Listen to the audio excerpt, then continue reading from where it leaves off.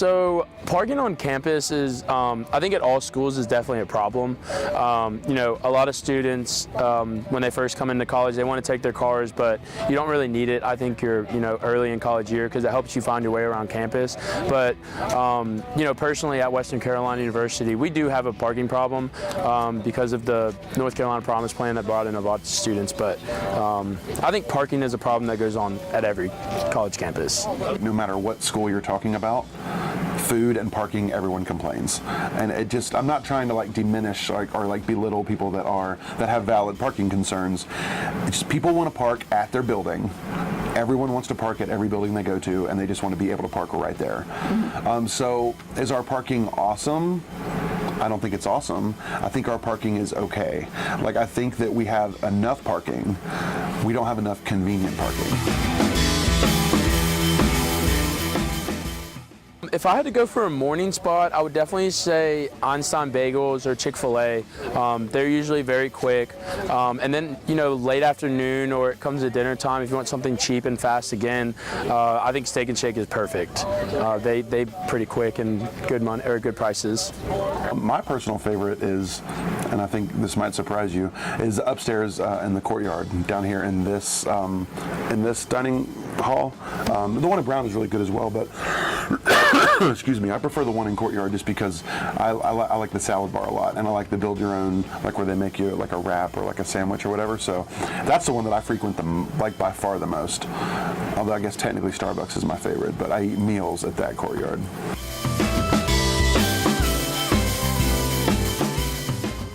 You know, the generic cafeteria food just kind of gets old when you're an older student. I think when you're younger in college, you experience the meal plan because you don't really know how much you're going to eat or whatever.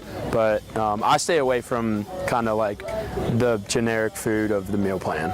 I never really go to Panda because their fried rice isn't very good and they don't have tofu. I've never eaten at Comfort Corner, but I just haven't eaten there. The courtyard's not the best, but again, I don't have a meal plan, so I get to kind of pick where I do and don't eat. So.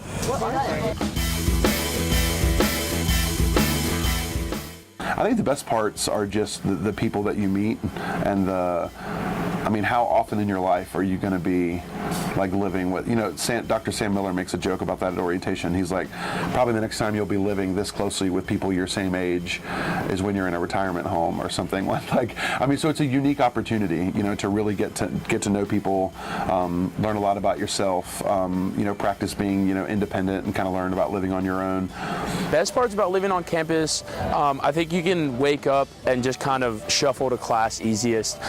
Living off campus, you either have to have a car or some sort of transportation. You got to give yourself the extra time in the morning to get up and get ready. So I mean, and living on campus also, you get to meet people. You know, you're kind of forced to meet people when you're walking around campus and you're living in dorms. The more dorm lifestyle helps you meet people. And the off campus, I think, is more of like if you want to be on your own, you might spend more time in the library doing homework. But I think, personally, I think as an underclassman, I think you should live on campus. And I think when you get older, I think you should live off campus. Super nice. I live alone, so I don't have to have a roommate. I don't have to ask permission to go anywhere or do anything. I'm just kind of on my own. But sometimes it kind of sucks because I wish I had friends right beside me or something like that.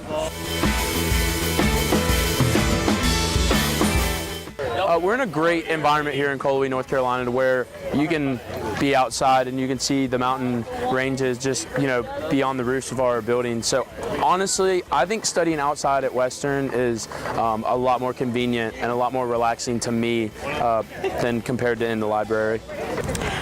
I actually like noisier environments to study, so I really like going to Einstein's to study. I think that depends on the person. Like, so some people might be able to do Starbucks really well.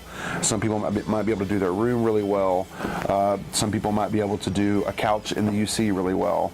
So like, I don't think there's any one like answer to that. Like, I probably would have worked in Starbucks a lot if I were a student here, because it's comfortable, it has coffee, and it has a lot of noise.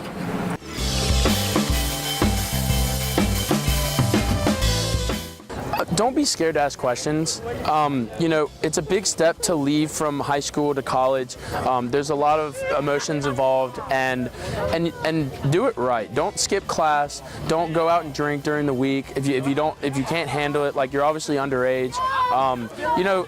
Do good your first semester, because your first semester is what's going to be your building blocks for the rest of your time at a college or university. So, really show up to college ready to go. Don't show up to college, be wanting to be lazy, and feel free to ask questions, because people are, willing to give you their opinion.